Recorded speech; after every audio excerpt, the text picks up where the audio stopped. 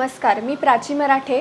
पुणे दर्पण न्यूजमध्ये सर्वांचं स्वागत. सर्वप्रथम एक नजर हेडलाईन्सवर.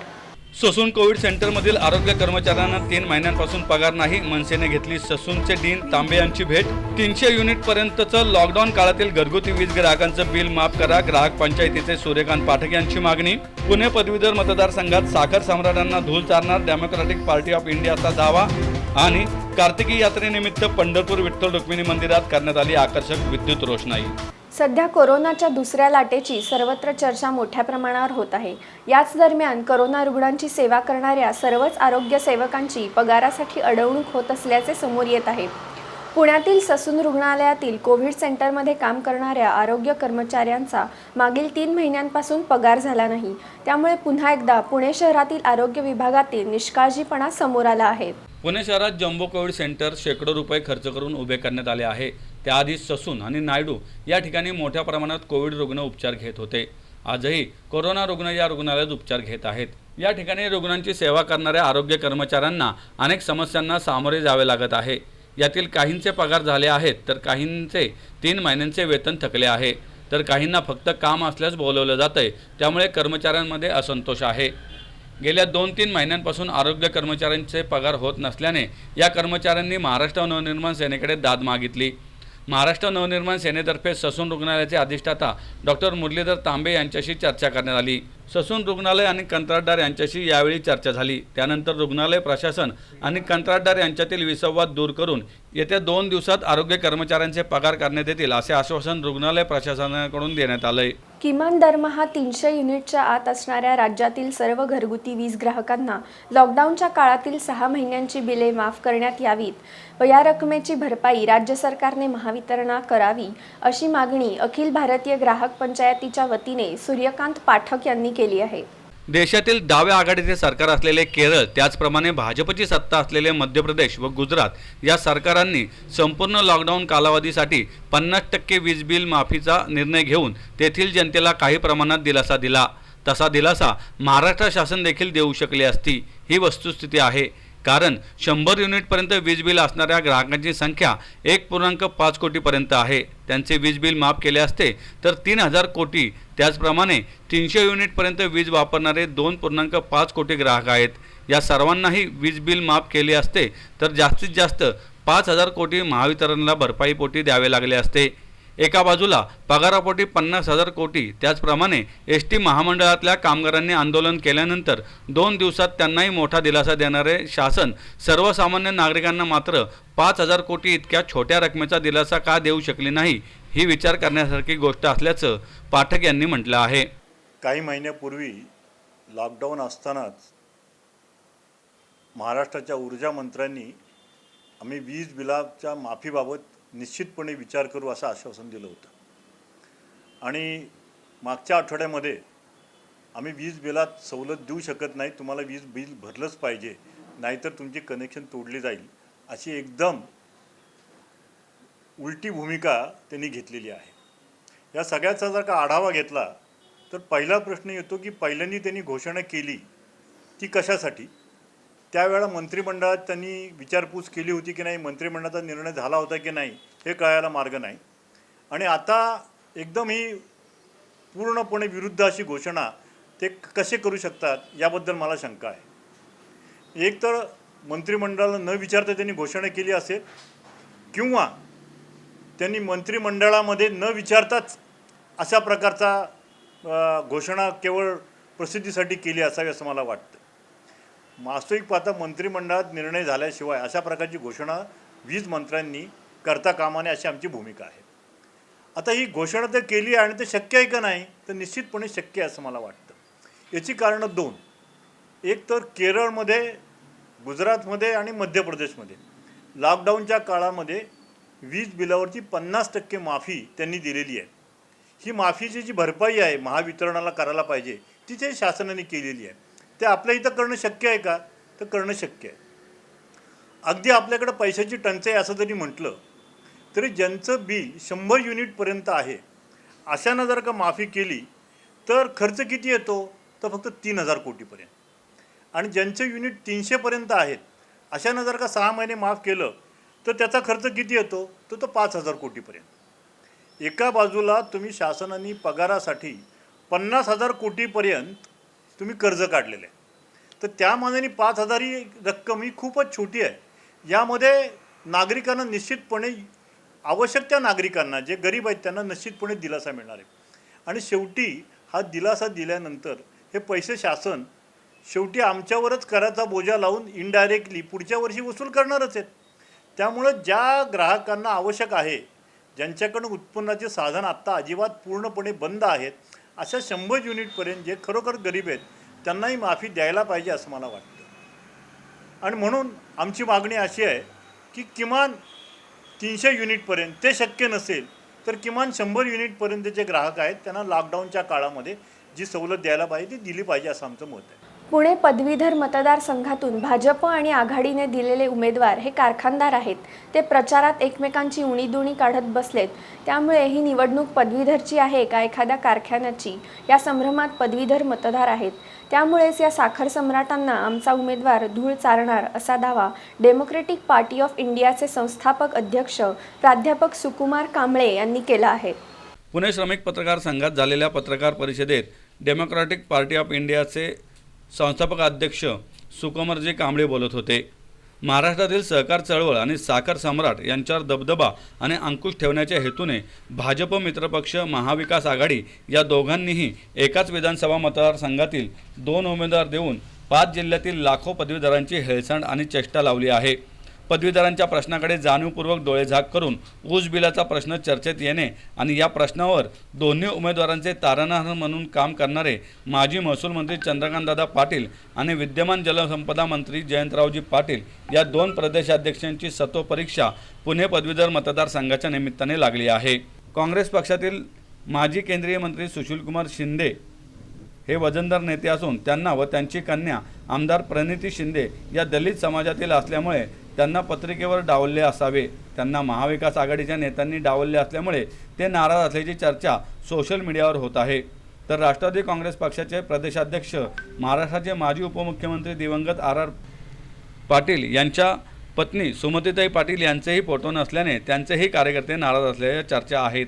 या सर्व गोष्टींचा विचार करता पुणे तेथे काय उणे ही म्हण जरी प्रचलित आणि खरी असली तरीसुद्धा पुण्याचे उणे सांगण्यापेक्षा पुणे मतदारसंघातील सुशिक्षित पदवीधर, बेरोजगारी आणि बेकारीने नागवलेल्या युवक युवती यांचे दुखणे मांडण्याची आज गरज आहे.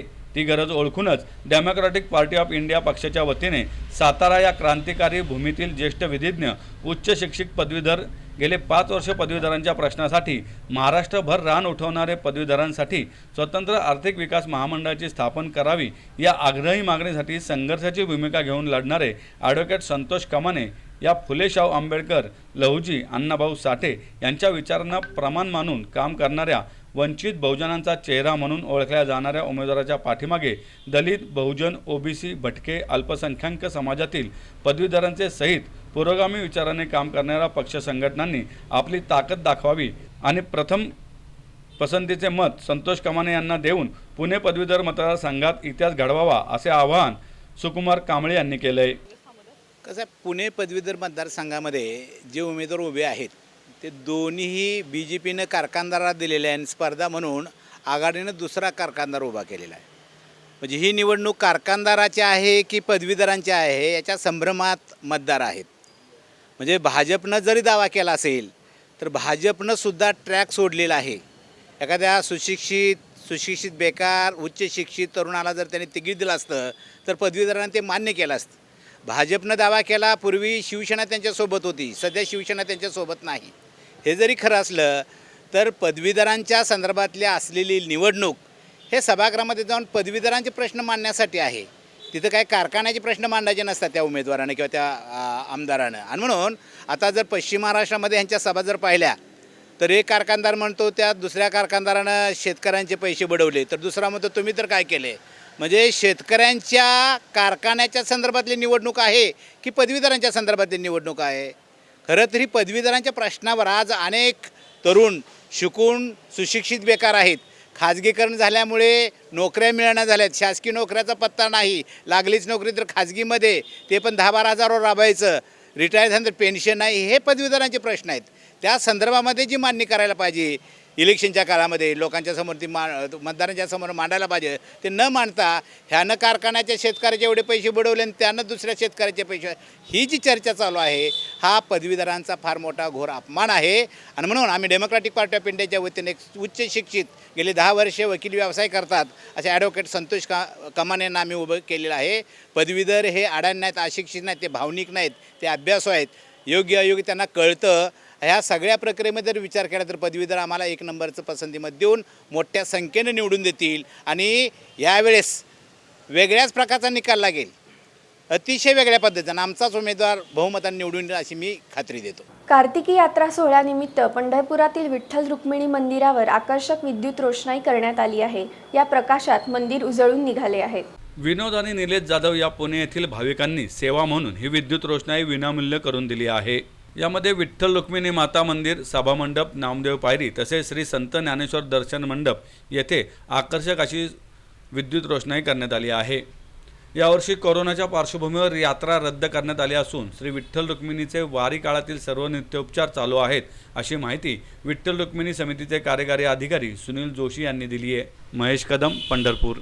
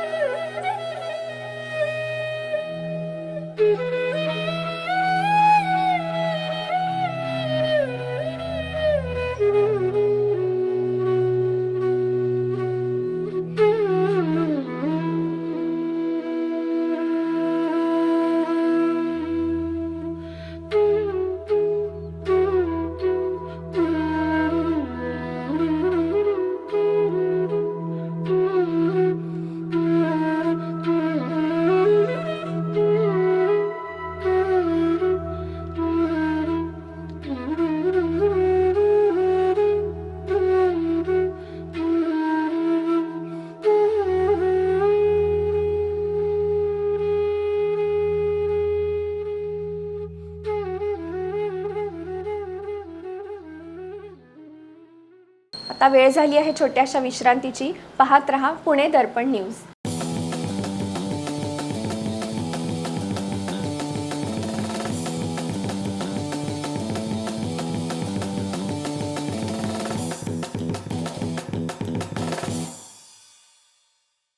वंचित बहुजन आघाडीच्या वतीनं पुणे शहरात ड्रग्ज मुक्त पुणे शहर अभियान राबवण्यात येणार असल्याची माहिती वंचित बहुजन आघाडीचे पुणे शहर कार्यकारी अध्यक्ष प्रफुल्ल गुजर यांनी दिली आहे.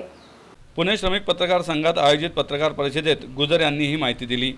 गुजर म्हणाले की शाळा, कॉलेज, महाविद्यालय, IT sector, film industry, hotel, क्लबमध्ये ड्रग्ज माफिया यांनी आपली पायमुळे खोलवर रुजवलेली आहेत. ड्रग्ज माफियांनी चंगळवादी व्यवस्था उभी करून इथली सामाजिक व्यवस्था बिघडवली आहे. त्यामुळे माझा समाज माझी जबाबदारी हा उद्देश घेऊन इथली तरुण पिढी वाचवली पाहिजेत. महाविद्यालयीन तरुण ड्रग्जच्या आहारी गेल्यामुळे इथली कुटुंब व्यवस्था बिघडत आहे. त्यामुळे माझे कुटुंब माझी जबाबदारी या भावनेतून माझे पुणे सुरक्षित पुणे तर माझे कुटुंब सुरक्षित असा संकल्प घेऊन ड्रग्जमुक्त पुणे शहर अभियान संपूर्ण शहरात राबवणार असल्याचे वंचित बहुजन आघाडी पुणे शहर कार्याध्यक्ष प्रफुल्ल गुजर यांनी पत्रकार परिषदेत सांगितले. या अभियानाच्या माध्यमातून समाजातील सुशिक्षित तरुणांना हाताशी धरून तरुण यांना नशेखोर मंडळींच्या विळख्यातून मुक्त करण्याचा सामाजिक संकल्प राबवणार असल्याचे त्यांनी सांगितले. ड्रग्ज तस्करीच्या ज्या चोरवाटा आहेत त्या बंद व्हाव्यात यासाठी शहर पोलिसांकडून विशेष मोहीम राबवण्यासाठी पोलीस प्रशासनाचा पाठपुरावा वंचित बहुजन आघाडीकडून करण्यात येणार आहे. ड्रग्ज मुक्त पुणे शहर अभियान या अभियानात पुणे शहरातील वंचित बहुजन आघाडीचा एक ना एक कार्यकर्ता माझे पुणे सुरक्षित पुणे तर माझे कुटुंब सुरक्षित या भावनेतून सहभागी होणार असल्याचे गुजर यांनी सांगितले. वंचित बहुजन आघाडीच्या माध्यमातून पुणे शहर ड्रग्ज माफिया मुक्त अभियान आम्ही आजपासून सुरू करत आहोत. या अभियानाच्या माध्यमातून पुणे शहरामध्ये जो ड्रग्ज माफियांचा जो धंदा चालतो त्या धंद्याला प्रतिबंध कसा करता येईल, तरुणी जे व्यसनाधीन झालेले आहेत त्यांना आपल्याला त्या व्यसनाधीनतेपासून कसं मुक्त करण्यात येईल यासाठी आपण हे अभियान राबवत आहोत. आमची पुणे शहर पोलिसांना विनंती आहे की आपण या संदर्भामध्ये विशेष मोहीम राबवावी त्यासाठी पुणे शहरातील वंचित बहुजन आघाडीचे कार्यकर्ते पदाधिकारी आपल्याला सहकार्य करतील व आपण पुणे शहर वंचित बहुजन आघाडीच्या कार्यकर्त्यांना सहकार्य करताल एवढंच बोलतो. धन्यवाद. आता याच्या आम्ही जिथं जिथं ड्रग्ज माफियांचे अड्डे आहेत ते आम्ही शोधून ते उद्ध्वस्त करण्यासाठी आमची मोहीम राबवण्यात येणार आहे. पोलिसांना आम्ही 18/11/2020 या संदर्भात निवेदन दिलेलं आहे. पुणे पदवीधर आणि शिक्षक मतदारसंघाच्या निवडणुकीसाठी जास्तीत जास्त मतदारांनी मतदान करण्याचे मतदारांना आवाहन विभागीय आयुक्त सौरभ राव यांनी केलं आहे. कुठल्याही यशस्वी लोकतंत्रची आत्मा म्हणजे मतदारांचा लोकतंत्रमध्ये सहभाग. येणारे 1 डिसेंबरला पदवीधर आणि शिक्षक मतदारसंघाचे MLC पदाचा निवडणूक आहे आणि यामध्ये मी सर्व मतदारांना अशी अपील करतो, असं आवाहन करतो की त्यांनी जास्तीत जास्त संख्यामध्ये त्यांचे मतदानचं जे कर्तव्य आहे तो पूर्ण करावा. कामगार आणि शेतकऱ्यांच्या हिताला पायदळी तुडवत केंद्रातील मोदी सरकारने लादलेले कामगार शेतकऱ्यांच्या विरोधातील कायद्यांच्या विरोधात 26 नोव्हेंबर रोजी देशातील सर्व क्षेत्रातील कामगार आणि शेतकरी सार्वत्रिक देशव्यापी संप करणार आहेत. या संपात पुण्यातील सर्व कामगार संघटना ताकदीनिशी उतरणार आहेत. शिवसेना उपनेते, भारतीय कामगार सेनेचे सरचिटणीस, महाराष्ट्र राज्य किसान वेतन सल्लागार मंडळाचे अध्यक्ष डॉक्टर रघुनाथ कुचिक आणि मार्क्सवादी कम्युनिस्ट पक्षाचे अजित अभ्यंकर यांनी पत्रकार परिषदेत या संदर्भात माहिती दिली. कैलास कदम, दिलीप पवार, वसंत पवार, चंद्रकांत तिवारी, शिरीष पडतरे यावेळी उपस्थित होते. केंद्रातील मोदी सरकारने देशातील कामगार संघटनांच्या एकाही मागणीची दखल न घेता, संसदेत चर्चा न करता अत्यंत बेलगामपणे सर्व कामगार कायद्यांची रचनाच उद्ध्वस्त केली आहे. शेतकरी आणि कामगारांच्या हिताला पायदळी तुडवत घटना मोडीत काढली आहे. राज्याच्या अधिकारांवर नांगर फिरवून त्यांची भीषण आर्थिक राजकीय कोंडी हे केंद्र सरकार करीत आहे. त्यामुळे केंद्र सरकारच्या निर्णयाला विरोध दर्शवण्यासाठी गुरुवारी सकाळी 9:30 नंतर कोरोनाच्या पार्श्वभूमीवर सोशल डिस्टन्सिंगचे पालन करत पुण्यातील सर्व कामगार संघटना, सर्व क्षेत्रातील संघटित आणि असंघटित कामगार हातात निषेधाचे फलक घेऊन वेगवेगळ्या औद्योगिक वसाहती आणि शहराच्या विविध भागात मानवी साखळी करून निषेध नोंदवणार असल्याचे डॉक्टर कुचिक आणि अभ्यंकर यांनी सांगितले. मान्यता जरी दिली नसली तरी पर्यायाने राज्याला सुद्धा ह्या कायद्यांवरती फ्रेम तयार करायला लागणार आहे, समुचित कायदे म्हणून. तर ह्या सगळ्या बाबींचा परिपाक या ठिकाणी आमचे मित्र अजितजी अभ्यंकर यांनी आपल्या पुस्तिकेमध्ये प्रश्नोत्तराच्या रूपाने मांडलेला आहे. याच्या आपण हे सर्व पत्रकारांनी मुळात वाचावं. ही आमची आणि तुमची ही लढाई आहे हे पहिलं लक्षात घ्या. अनेक मीडिया सेक्टरमध्ये गेल्या 7 महिन्यामध्ये किती लोकांच्या नोकऱ्या गेल्या, किती पत्रकार धोक्यात आले, किती पत्रकारांना अडचणीला सामोरं जावं लागलं, या सगळ्यांचे तुम्ही सुद्धा त्या वेदनेचे सहभागी आहात हे पहिलं लक्षात घ्या. त्यामुळे आमची या ठिकाणाहून वर जरी वस्तू असलो तरी आपल्याला कळकळीची विनंती आहे की हा लढा फक्त कामगारांचा नाही आहे, तर हा लढा ज्या पत्रकार जे आज लेखणी लिहित आहेत त्या लेखणी लेखकांचा सुद्धा आहे. ते सुद्धा एका स्वरूपाचं कामच करतात. त्यामुळे आपला सुद्धा ह्या सगळ्या लढ्याला पाठिंबा असावा, येणाऱ्या 26 बंदमध्ये आपला सुद्धा सहभाग असावा, असं मी या व्यासपीठावरून आपल्याला या ठिकाणी आवाहन करतो. सर्व क्षेत्रातली लोक याच्या देशातली उतरणार आहेत. आपणही त्याला या ठिकाणी पाठिंबा द्यावा. आम्ही तर उतरणार आहोत. या ठिकाणी संसर्गाच्या या सगळ्या परिस्थितीमध्ये राज्याच्या मुख्यमंत्र्यांचं या ठिकाणी केलेली विनंती लक्षात घेऊन कुठल्याही स्वरूपाचं त्या आंदोलनातून इतरांना संसर्ग किंवा आदी बाबी लक्षात घेऊन मानवी साखळी जरी असली तरी हातात हात घालणार नाही, परंतु तोंडावर मास्क लावून आपल्या हातात किमान निषेधाचा फलक आणि त्याच्यावर आपल्याला असलेल्या मागण्या आणि सूचना आणि सरकारने नक्की तुम्हाला काय त्रास दिलाय याचं शब्दांकन केलेले जे फलक असतील ते कामगार त्या चौकांमध्ये आम्ही जी ठिकाणं दिलेली आहेत, बारामतीपासून जिल्ह्याच्या आणि आजूबाजूच्या परिसरामध्ये बाबासाहेब आंबेडकर पुतळा असेल, अलका चौक असेल, पिंपरीचं आमचं जे श्रमिकांची नगरी आहे त्या ठिकाणचं ठिकाण असेल, या सर्व ठिकाणी एकही पक्ष नाही आणि एकही झेंडा नाही असे सर्व झेंड्यांच्या, सर्व पक्षांचे, सर्व धर्माचे, सर्व पंथाचे कामगार या देशातल्या कदाचित पहिलाच असा बंद असेल ज्याच्यामध्ये सहभागी होत आहेत. एवढंच मला सांगतो. परंतु परिस्थिती वाईट आहे. कोरोनाच्या काळात देखील या संधीचा फायदा उचलून हे सर्व कायदे केंद्राने संसदेमध्ये रात्रीच्या अंधारात पास केले. विरोधकांना किंवा विरोधी खासदारांना किंवा आमदारांना याच्यावर बोलता येणार नाही अशी परिस्थिती निर्माण केली. हे सगळं या ठिकाणी आपल्याला याच्यासाठी सांगावं वाटतंय. आपण थोडे मागे वळून पाहिलं तर तुम्हालाही लक्षात येईल की हा कायदा किती वाजता रात्री पास झाला, किती क्षणामध्ये राष्ट्रपतींकडे पाठवण्यात आला, किती तसबीने माननीय राष्ट्रपतींनी याच्यावर सही केली आणि अतिशय जलद गतीने अशा पद्धतीचं कायद्यात रूपांतर होणारा कदाचित हा एकमेव असेल आणि याचं कारण आपण समजू शकतो. काही हितकारक उद्योजकांसाठी अतिशय जलद गतीने अशा पद्धतीचं कायद्यातलं हे जे पुनरांकन केलेलं आहे हे निषेधार्ह आहे. एवढंच मी या ठिकाणी सांगतो. आणि आपण असताना मुख्य घटकाला त्याच्यामध्ये विश्वासात घेतलं का म्हणून या ठिकाणी आपण म्हटलं की घटनेची सुद्धा पायमल्ली होते. तर ती कशी होते ते आपण पत्रकार आमच्यापेक्षा जास्त जाणू शकता. आम्ही तर चळवळीतले कार्यकर्ते आहोत. पण आम्हाला असं वाटतं की हे घटनेला धरून नाही. पार्लमेंटरी स्टँडिंग कमिटी जरी असेल केंद्राने ह्या सगळ्या कायद्यांच्या वरती बनवलेली होती जे कायदे एकत्रित करून गठीत करण्याकरता आणि त्याला असं सहज सुलभ नाव दिलं होतं की ईज ऑफ बिझनेस की ज्याच्यामधून व्यवसायाला सुलभता निर्माण होईल आणि त्या सुलभतेतून बेरोजगारांना रोजगार निर्माण होईल. पण एकंदरीत कायद्याचं सगळं स्वरूप पाहिलं तर कुठल्याही स्वरूपामध्ये याच्यामध्ये ईज बिझनेस असं दिसत नाही की जेणेकरून उद्योगाची वृद्धी होईल आणि ज्याच्यातून बेरोजगारांना रोजगार निर्माण होईल. उलट याच्यात अजून बेरोजगारी वाढेल. थोडक्यात या ठिकाणी आपण म्हणायचं म्हटलं तर अगदी फॉर्मल सेक्टरला ज्याला म्हणतो आपण तर त्याच्यात 12 तासाची ड्युटी म्हणजे ज्या 8 तासाच्या कामकाजासाठी नारायण मेघाजी लोखंडे पासून अनेक क्रांतिकारकांना कामगार चळवळीतल्या आपलं स्वतःचं आयुष्य झोकून द्यायला लागलं आणि त्यांच्या त्या बलिदानापोटी अनेक कायदे निर्माण झाले. आज ते सर्व कायदे आपापल्या परीने मी ज्यांना म्हटलं की ज्या घटकांना याच्यातली माहिती नाही त्या घटकांना विश्वासात घेऊन ज्या घटकांना विश्वासात घ्यायला पाहिजे होतं अशांना न घेता हे कायद्यातले बदल केले ते संपूर्णपणे ह्या उद्योगाला हानिकारक आहे. त्यांना बेरोजगारांना रोजगार मिळेल, ज्याचा रोजगार आहे त्याचा रोजगार बुडेल, ज्याची स्थैर्याची नोकरी ज्याला आपण कायम नोकरी म्हणत होतो ती नोकरी सुद्धा या ठिकाणी कंत्राटी FTC ज्याला म्हणतो की फर्स्ट टर्म कॉन्ट्रॅक्ट या नावाने अनेक उद्योगांचं खासगीकरण होताना दिसतंय. तुम्ही काल परवाच तुम्ही सर्व लोक बातम्या छापता 4 ओळीची 5. पुण्यात लोहिया नगर परिसरात भीषण आग लागली होती. त्यामुळे आसपासची 10 घरे आगीच्या भक्ष्यस्थानी सापडली. अग्निशमन दलाच्या 8 ते 10 गाड्या घटनास्थळी दाखल होत अग्निशमन दलाच्या जवानांनी अथक प्रयत्नानंतर आगीवर नियंत्रण मिळवले. सोमवारी रात्री 10:15 वाजण्याच्या सुमारास घोरपडे पेठेतील लोहियानगर झोपडपट्टीत ही आगीची घटना घडली. एका सिलेंडरचा स्फोट झाला होता. त्यानंतर सुमारे 10 घरे जळाल्याची प्राथमिक माहिती आहे. यात एक जखमी असून आता आग आटोक्यात आली आहे. 1 तासाच्या अथक प्रयत्नानंतर अग्निशामक दलाच्या जवानांनी ही आग आटोक्यात आणली. सध्या महाराष्ट्रातील कोरोना रुग्णांची वाढती संख्या पाहता डिसेंबर महिन्यात होणारी पदवीधर आणि शिक्षक निवडणूक पुढे ढकलावी आणि शिक्षक पदवीधर आमदार निवडणूक प्रचार सभांवरती निर्बंध घालण्यात यावेत अशी मागणी मानवी हक्क संरक्षण व जागृती संस्थेचे अध्यक्ष विकास कुचेकर यांनी महाराष्ट्र राज्य निवडणूक आयोग, महाराष्ट्राचे राज्यपाल, मुख्यमंत्री यांच्याकडे केली.